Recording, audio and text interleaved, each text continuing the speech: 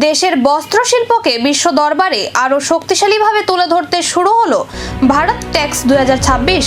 দিল্লির ভারত মণ্ডপে বসেছে দেশের বৃহত্তম গ্লোবাল টেক্সটাইল এক্সপো। নতুন দিল্লির ভারত মণ্ডপে আজ থেকে শুরু হচ্ছে দেশের অন্যতম বৃহত্তম গ্লোবাল টেক্সটাইল প্রদর্শনী ভারত টেক্স 2026। আগামী 17 জুলাই পর্যন্ত চলবে এই আন্তর্জাতিক বস্ত্রমেলা।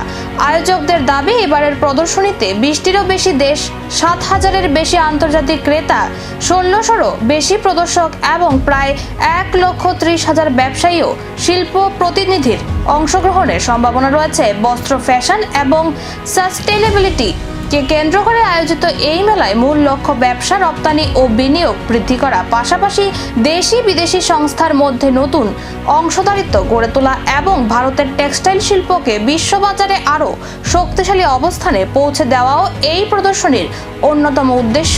বাণিজ্য, রপ্তানি আর নতুন বিনিয়োগ। ভারত টেক্স 2026 দেশের বস্ত্রশিল্পে কতটা নতুন দিগন্ত খুলে দেয়, এখন সেদিকেই নজর।